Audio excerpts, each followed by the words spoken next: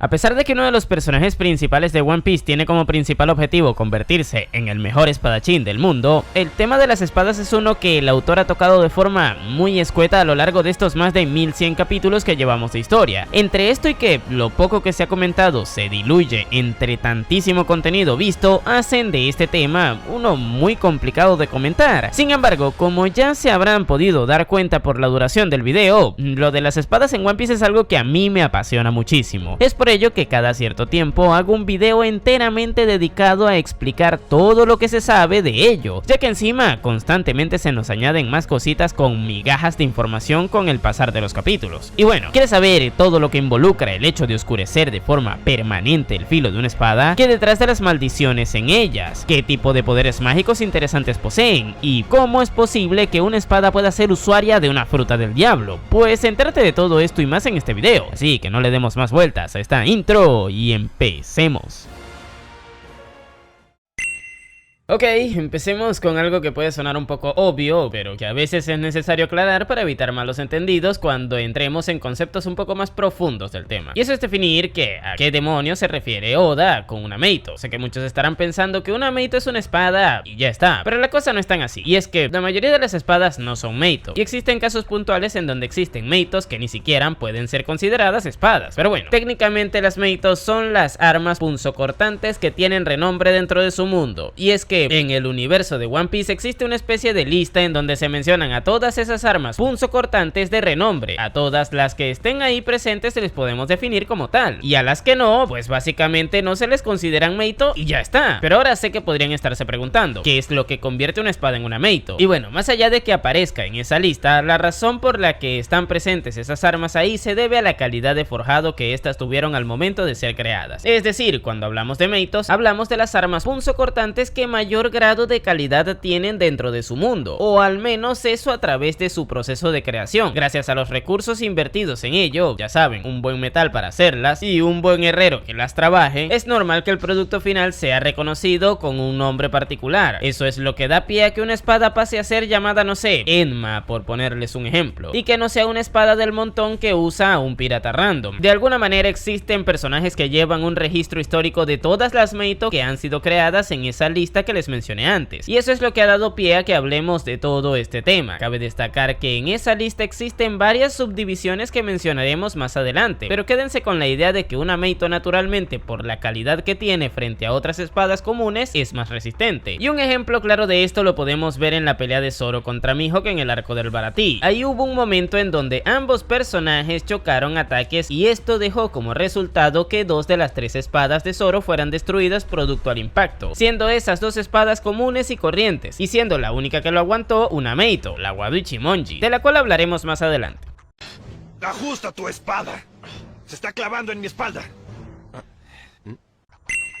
Como ya les mencioné antes, dentro de esa famosa lista de todas las Meitos existentes, existen varias subdivisiones que hacen que hayan claras diferencias entre todas estas, y que un arma esté en una u otra de ellas dependerá de qué tanto grado de calidad tenga. Sí, así como antes les dije que la diferencia entre una Meito y un arma común a rasgos generales era su grado de calidad, ahora también les digo que ese mismo factor es el que sirve para diferenciar a todas las Meito entre sí, por lo que la lista como tal es una especie de tier list de qué tan resistentes son, y entendiendo eso vamos a ir hablando de cada una de esas tiers y dónde se encuentran las Meito más interesantes posicionadas. Pero eso sí, antes de ello es oportuno mencionar a todas esas espadas que en teoría deberían ser Meitos, pero que de momento no sabemos en qué tier están. La primera de ellas es la Griffon de Shanks. Podemos asumir que este sable eventualmente estará posicionado entre las mejores armas de esta lista debido a la importancia que tiene el personaje que lo blande dentro de la historia. Sin embargo, de momento es un misterio el grado de calidad que posee. Otro caso parecido es el del Soul Solid de Brook, que aparentemente también debería tener un grado de calidad alto. Por mencionar otros casos interesantes, pues la Franken de Franky Shogun o los Punishers de Killer podrían haber llegado a estar en esa lista recientemente, tomando en cuenta que no deben haber pasado muchos años desde que fueron forjados y que su calidad de forja pues tendrían que ser relativamente buenas. Y ya que mencionamos a las guadañas del Supernova, la lanza Mogura de Katakuri en teoría también es una Meito. Esto nos deja bien en claro que los únicos requisitos para que algo sea una Meito es que tenga una buena calidad de forjado y que sea un un arma punzocortante. Vamos, que un machete o un hacha también puede ser una Meito. Y por último tenemos el caso de Napoleón de Big Mom, que sería raro si no lo fuera también debido a la posición que tenía su dueña dentro de su mundo. Y ahora que acabamos con la mayoría de las posibles Meitos interesantes sin grado aclarado, empecemos con la tier más baja de calidad de esta lista, y esa lleva el nombre de Wasamono. Ahí podemos encontrar por un lado a la Sandai Kitetsu, que actualmente posee Roronoa Zoro, esa que en su momento consiguió en Lockdown cuando el vendedor de la tienda de armas le dijo que estaba maldita, y que luego de ponerle a prueba lanzándola por los aires decidió quedársela. Más adelante hablaremos un poco más a profundidad acerca de la supuesta maldición de las espadas, pero quédense con la idea de que cuando Zoro la empuñó logró percibir que esta espada tenía una especie de voluntad propia, definiéndola así como una chica problemática. Vamos, que perfectamente Zoro se podría estar refiriendo a mi ex. Pero bueno, más allá de esto, dicha espada, a pesar de ser un rango bastante bajo de calidad, ha aguantado toda la travesía de Zoro hasta ahora, por lo que en general deja bien parada a esta tier. Por otro lado, aquí también se encuentra la Shigure, que más allá de tener un diseño bastante llamativo dentro del estándar típico de una katana, no tiene ninguna información interesante que aportar. De momento se desconoce la cantidad total de armas que pertenecen a esta tier de calidad, y quizás esto se deba a que es, por decirlo de alguna manera, el grado más accesible para los herreros al momento de crearlas, razón por la cual seguramente constantemente se adicionen nuevas integrantes al mismo. Yo no lo sabía, pero ahora me alegra saberlo. Y ahora pasemos a hablar de las Ryo Wasamono, que es el grado de calidad que se encuentra por encima del anteriormente mencionado. A partir de aquí sí se tiene determinada cuántas armas lo conforman, y de momento son 50, aunque ya veremos que esto no es tan así, pero bueno. Entre este grado podemos encontrar la espada Yubashiri, que para el que no se acuerde es la reliquia familiar del dueño de la tienda de armas de Lockdown.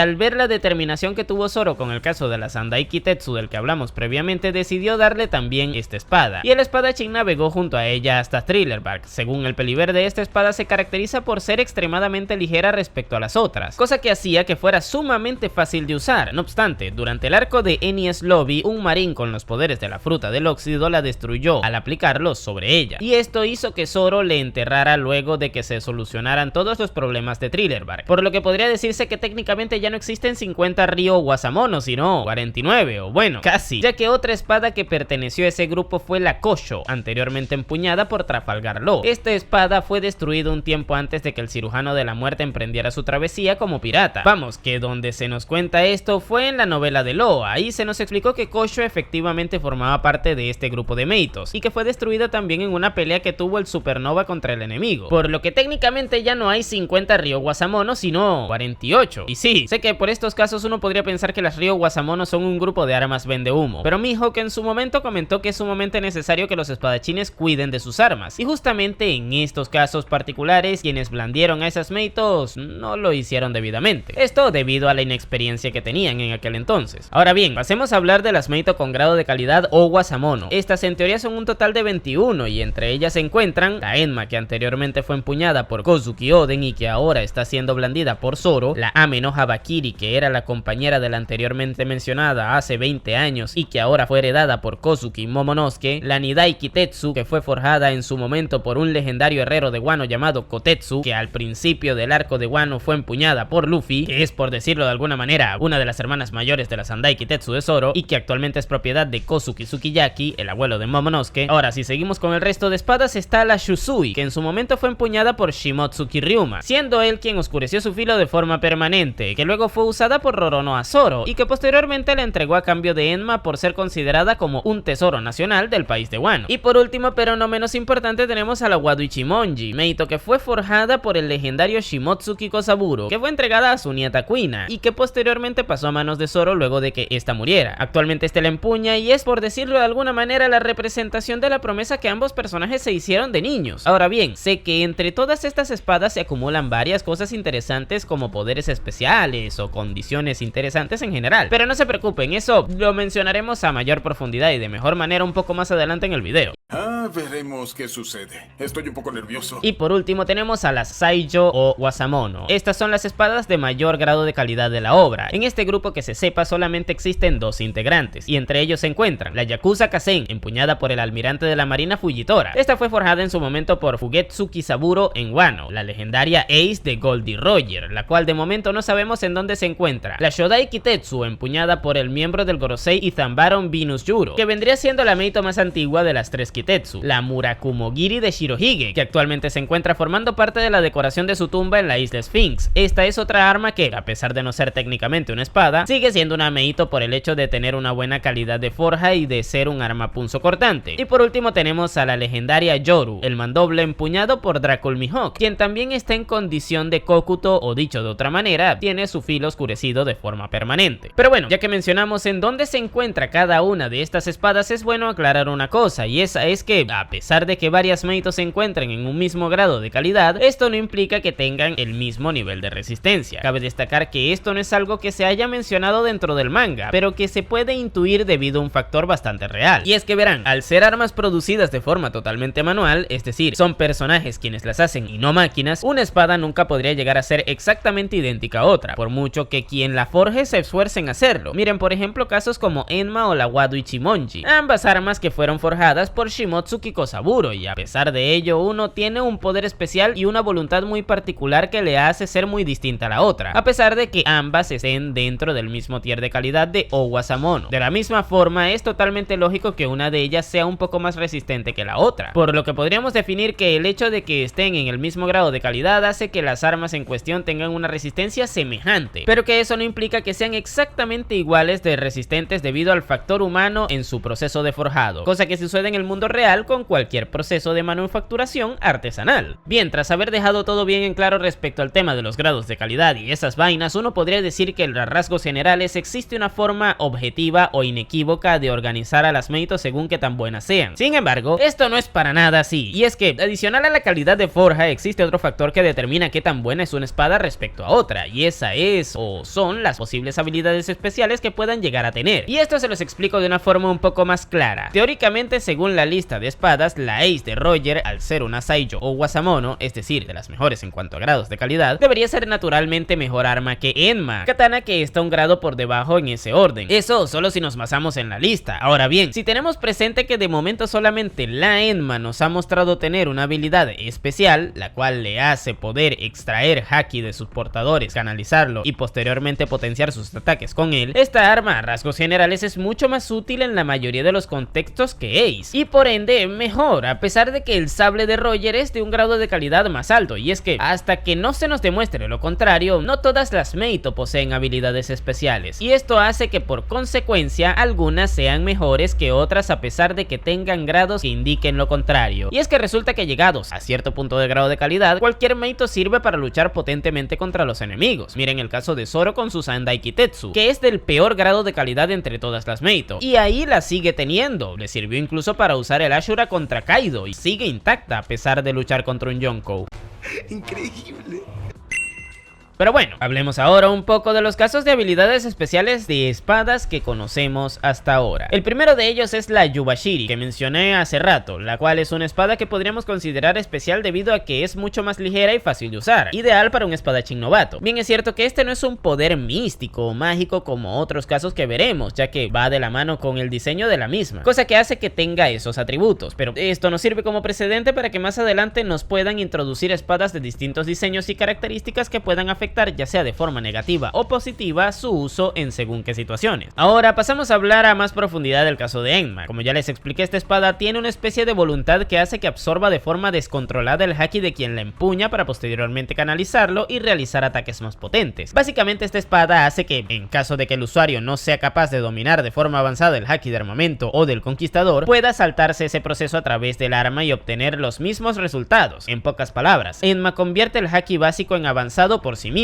Esto lo vimos cuando Zoro usó el Ashura contra Kaido y le cortó. Ahí vimos cómo, sin saber usar sus hakis de forma avanzada, cosa que es un hecho ya que no sabía ni siquiera qué era eso en Elba cuando Scopper Gavan se lo comentó, pero bueno, a pesar de ello logró cortar al Yonkou, de quien sabemos que tenía la piel tan dura debido a múltiples factores que le aumentaban la resistencia, que le hacía inmune al daño que no proviniera de hakis avanzados o del daño interno. Ahora bien, la cuestión está en que esta espada tampoco es que es una buena opción para alguien totalmente novato, y esto se debe a que Enma requiere de alguien con una fuerza de voluntad lo suficientemente grande como para limitar hasta qué punto puede tomar su haki. Vamos, que el espadachín será quien regule el flujo del haki, y si eso no pasa, pues Enma lo dejará seco. Te vas a secar, Will, te vas a secar. Pero ahora pasemos a hablar de la que para muchos es la mejor espada de todas, la Shusui del dios de la espada Ryuma. Esta tiene 3 características especiales, pero solo hablaremos de 2 en este punto, ya que la primera la dejaremos para más adelante, y esa es que tiene su filo oscurecido de forma permanente. La segunda es que, debido a su estructura, los materiales con la que la hicieron y a su técnica de forja, esta espada es más pesada de lo normal, y esto nos lo dijo Zoro en su momento cuando recién la recibió, cosa que evidentemente afecta de forma negativa a su uso, ya que es más incómoda de empuñar. Sin embargo, un espadachín experimentado no debería tener problemas con adaptarse a este factor. Ahora bien, la última característica es la que verdaderamente nos interesa para el punto en cuestión, y esa es que, dicho por el propio Zoro, esta espada es capaz de canalizar el poder del resto de espadas que empuñe su portador y potenciarse a sí misma. En pocas palabras, si vemos esto como una especie de videojuego en donde cada espada le da un, no sé, más 5 de daño a Zoro, Shusui toma el más 5 de cada espada y se lo adiciona a sí misma. Esta característica me parece sumamente curiosa. Esto debido a que originalmente fue empuñada por un tipo que peleaba usando una sola espada. Ryuma, hasta donde se sepa, solo empuñaba a Shusui, pero por alguna razón la habilidad de la misma parecía hecha a medida para su descendiente del futuro Zoro. Vamos, que podría decirse que Ryuma se volvió el dios de la espada a pesar de que siempre luchó nerfeado por no tener un arma con una habilidad especial que le sirviera realmente. Y ahora, entendiendo eso, ¿se acuerdan cuando les dije que esta cuestión era necesaria para poder determinar cuál espada era mejor? Verán, tanto Shusui como Enma son 2 espadas que se encuentran en el mismo grado de calidad. Ahora, dejando de lado el hecho de que una es una Kokuto y la otra no, resulta que cada espada es mejor para según qué espadachín. Por ejemplo, Shusui, en caso de que su usuario sea capaz de dominar el uso avanzado del haki y que tenga más de una espada, siempre será mucho mejor que Enma, ya que la utilidad de esta última depende enteramente de si el que la empuñe es o no capaz de usar sus hakis de forma avanzada. En pocas palabras, en el momento en el que Zoro domine completamente el uso avanzado de sus hakis, Shusui le vendría siendo mucho más útil que Enma. Haciendo un símil, Enma es como las rueditas de práctica que le ponen a los niños en sus bicicletas.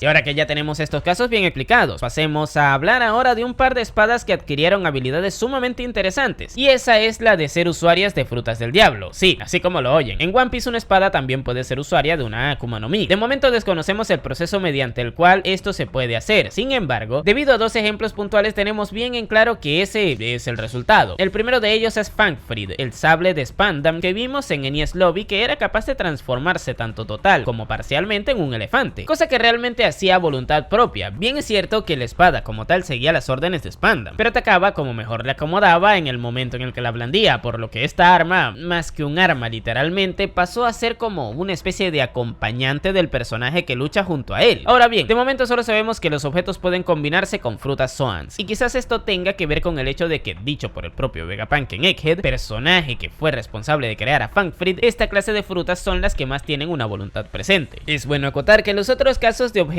con frutas son el perro cañón que vimos en Arabasta y la tetera Tanuki que vimos en Wano. El otro caso de Meito con fruta del diablo es el de Cerberus, el sable que actualmente empuña el líder de los caballeros divinos Figarland Shamrock. Sabemos que esta arma es capaz de atacar por su propia cuenta, ya que su dueño le dejó atacando a Loki y se fue a buscar cumplir sus objetivos en Elbaf. Se puede llegar a asumir que en su caso esta espada está vinculada a una fruta Zoan mitológica, ya que el Cerberus corresponde a esa clase de criaturas. Además, podríamos presumir que por el halo de nubes negras que le rodean, esta debería estar despierta, cosa que le hace ser una de las Meito más poderosas por el simple hecho de que puede pelear por sí sola y que seguramente tendrá los poderes y capacidades de una Zoan mitológica despierta. Ahora bien, lo que de momento no está para nada claro es el cómo convergen 2 voluntades en un mismo objeto. Quiero decir, sabemos que las frutas Zoan albergan voluntades que el usuario debe controlar para poder despertarlas de forma correcta, pero también por medio de Shimotsuki Kosaburo, un legendario herrero, sabemos que las Meito naturalmente tienen voluntades. Entendiendo esto, podría decirse que dentro de una espada forjada como Meito, como seguramente será el caso de Cerberus, convergen 2 voluntades, tanto la de la fruta como la de la propia espada. Y esto definitivamente es bastante interesante, ya que se nos comentó que el impedimento que tiene un personaje normal dentro de la historia para poder comerse 2 frutas del diablo es que sus voluntades chocarían y harían que el consumidor estirara la pata. Evidentemente sabemos que con el caso de Teach esto sí que es posible, pero es bueno tener presente esto porque quizás ambos temas tengan la misma explicación detrás que de momento es desconocida.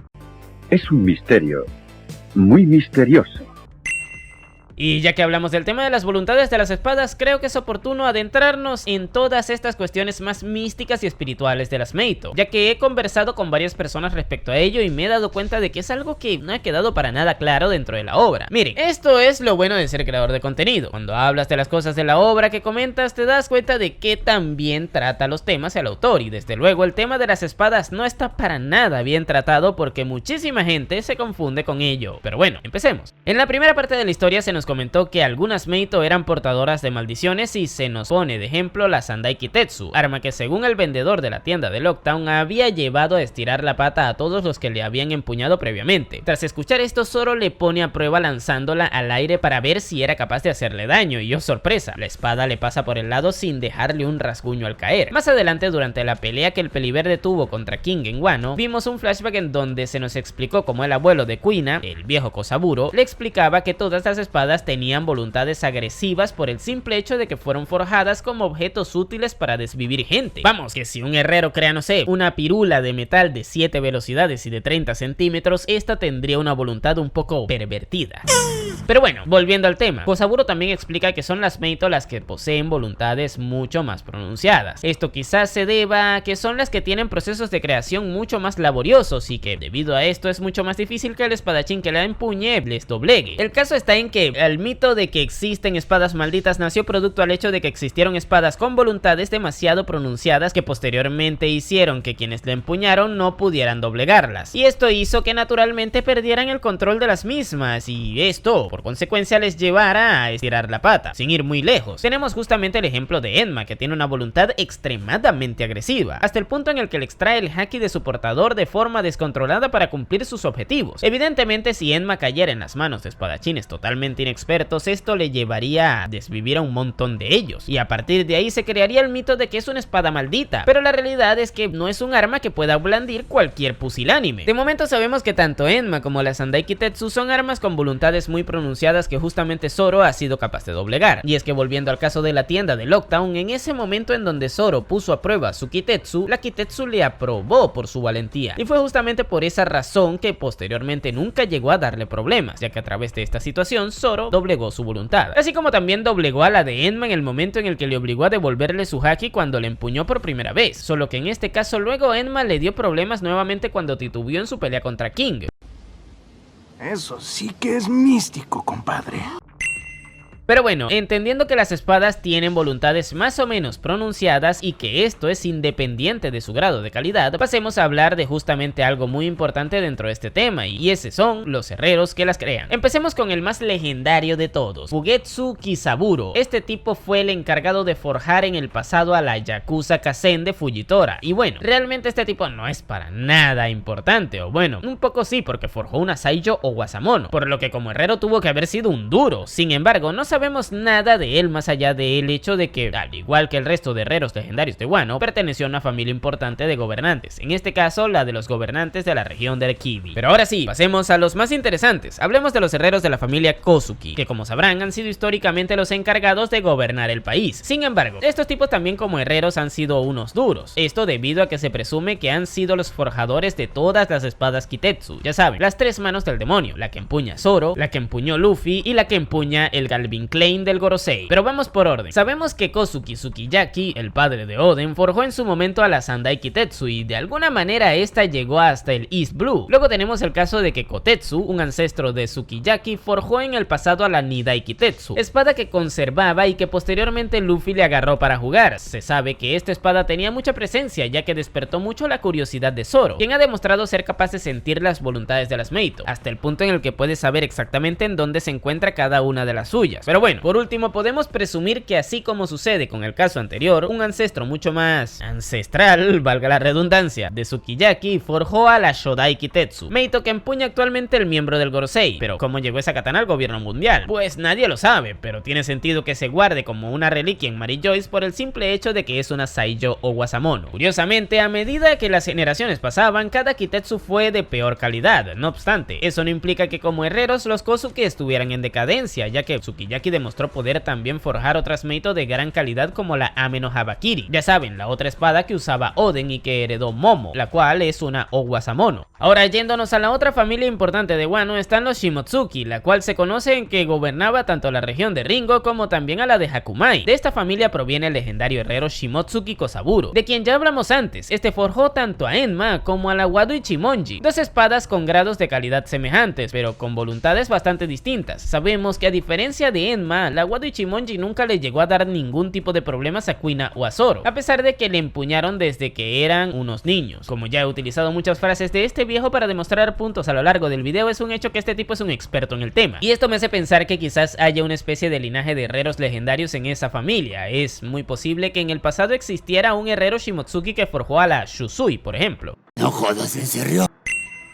Y bueno, a pesar de que hemos hablado solamente de herreros legendarios de Wano, la realidad es que deben existir muchos que provengan de otros lugares del mundo de One Piece. No me consta porque nunca se ha mencionado alguno, pero debemos asumir que eso ocurre porque no todas las Meito son katanas. Vamos, que en Wano se forjan katanas porque son del tipo de espadas japonesas, y como la isla está basada en Japón, pues eso. Sin embargo, existen otras Meitos como la Yoru de Mihawk o la Ace de Roger que tienen otros estilos totalmente distintos al japonés, cosa que nos hace entender que fuera de ese país existió gente capaz de forjar no solo espadas de buena calidad, sino de las mejores en ese aspecto. Y bueno, para ir cerrando con toda esta vaina, creo que es oportuno ahora hablar del tema de las Kokuto, o dicho de otra manera, las Meito con filos oscurecidos de forma permanente. Esto es un concepto del cual no se tiene casi información, así que les seré breve hablando todo lo canon y luego pasaremos a las suposiciones. Durante el arco de Wano, Onimaru, un zorro que comió una Zoan del humano, le dijo a Zoro mientras peleaban que la Shusui había sido convertida en Kokuto por Ryuma luego de que este la tuviera un montón de tiempo blandiéndola en batallas. Esto nos deja bien en claro que sí, para convertir una Meito en Kokuto se debe usarla considerablemente. Pero ahora, más adelante, cuando Sukiyaki le entregó a Enma a Zoro, este le dijo que Oden la había dejado a punto de convertirse en Kokuto y que quedaba de parte de él terminar con el proceso, cosa que nos indica que este es un proceso acumulativo, vamos, que no necesariamente se requiere de un portador para hacerlo. Ahora, aprovecho este momento para aclarar, el hecho de que una espada se convierta en Kokuto no hace que suba de nivel dentro del grado de calidad de forja. Esto lo digo porque mucha gente cree eso y no es el caso. Y pongo de ejemplo a la Shusui. La Shusui fue forjada como una Owasamono, pero como fue transformada en una Kokuto y por ende se le aumentó su dureza gracias a ello, la gente se cree que ahora es una Saijo Owasamono, cosa que no es el caso. Lo que sí que puede ocurrir es que sea tan resistente como una Saijo Owasamono, pero naturalmente no lo es, porque lo que determina en qué punto de la tier está cada espada es el proceso de forjado, no el hecho de que sea o no una Kokuto. Este malentendido se dio debido a un diálogo que tuvo Sukiyaki con Zoro en el momento en el que le entregó a Enma. Él le dijo algo así como que debía subirla de nivel o una cosa así por el estilo, y por ende la gente entendió que si transformas una espada en una Kokuto la subes de nivel, pero eso no es realmente así, ya que como les dije, el grado de calidad depende de la calidad de la forja y eso se determina en el momento en el que se crea una espada, no en el momento en que se transforma o no en una Kokuto. Pero también es una realidad que el hecho de que se transforme a una arma en Kokuto hace que sea mucho más resistente de base, y eso podría hacerle semejante en cuanto a resistencia a otras armas de una calidad superior. Oye, despacio, cerebrito. Pero bueno, ya teniendo todo esto claro, vamos a pasar a los temas que son menos canónicos, por decirlo de alguna manera. Y para ello empezaremos con una serie de folletos publicados por la Shonen Jump mientras One Piece estuvo en hiatus en el 2022, la cual se llama Road to Locktail. Ahí se dio a entender que, adicional al haki de armamento, se necesitaba otro factor especial para poder convertir a una espada en Kokuto. Existe gente que considera que esta información no es canónica, pero también existe gente que sí, y yo particularmente le encuentro mucho sentido a las dos cosas que afirman. En el primer caso del haki de armamento, es lógico pensar que se requiere para ello, ya que el haki de armamento oscurece el filo de las espadas, no de forma permanente, pero sí momentánea, y teniendo en cuenta que es un proceso acumulativo y que lleva tiempo, se podría decir que basta y sobra con pasar mucho tiempo usando el haki en una espada para que al final se vuelva una Kokuto. Sin embargo, aquí es donde está el segundo punto, y ese es el de que se necesita algo más que eso para ello, y a esto le encuentro mucho sentido, ya que históricamente han existido varios personajes extremadamente poderosos que blandieron sus espadas durante un montón de tiempo y no lograron transformarla en Kokuto. Kokutos. Los casos más claros son Goldie Roger o Roxy Shebeck, que peleaban mayoritaria o totalmente con sus espadas imbuyéndolas en haki, y que se sepa, no las transformaron en Kokuto. O también el propio Shirohige, quien vivió durante un montón de años usando su Murakumogiri y tampoco llegó hasta ese punto. Solo sabemos de dos personajes que lo han hecho, por un lado Shimotsuki Ryuma y por el otro presuntamente Dracul Mihawk. Puede ser que la razón por la que ellos lo lograron a diferencia de estos otros personajes sea el tema de que quizás lograron llegar a un entendimiento superior con la voluntad de sus espadas. No es descabellado pensar que tanto Roger como Shirohige o Shebeck les diera igual esto y simplemente sometieran las respectivas voluntades de sus meitos para usarlas como herramientas, pero que Ryuma, que al ser descendiente de Zoro y por ende seguro que también tendría esa percepción especial de las espadas que tiene el Peliverde, y Mihawk, que es un elitista del tema de lo que implica ser un espadachín o no, vamos, un mamador con esto, pudieran llegar a sincronizarse completamente con las voluntades de sus meitos y que gracias a ello pudieran convertirlas en Kokuto, cosa que seguramente también logró hacer Oden, pero que se quedó en el camino sin terminar el proceso debido a que les tiraron la pata antes de tiempo. Y esto es interesante porque la propia obra nos hace cierta distinción con el tema de quién puede considerarse un espadachín y quién no. Por ejemplo, a Shirohige nunca se le ha reconocido como uno, ni a Roger tampoco, a pesar de que su estilo de combate giraba en torno a blandir una espada. Sin embargo, con Mihawk, Ryuma y Oden siempre se nos deja bien en claro que son espadachines al identificarlos como tal. Y con el caso de Shebeck es interesante, ya que con él se menciona que es un espadachín, sí, pero uno poco ortodoxo, es decir, un tipo que no se rige completamente por los fundamentos que determinan quién lo es y quién no. Es muy posible que este tema de quién lo es y quién no también pueda determinar quién pueda y quién no convertir sus espadas en Kokutos. Pero eso, como la mayoría de las cosas comentadas en este punto, son suposiciones. Déjenme en los comentarios cuál es su teoría al respecto.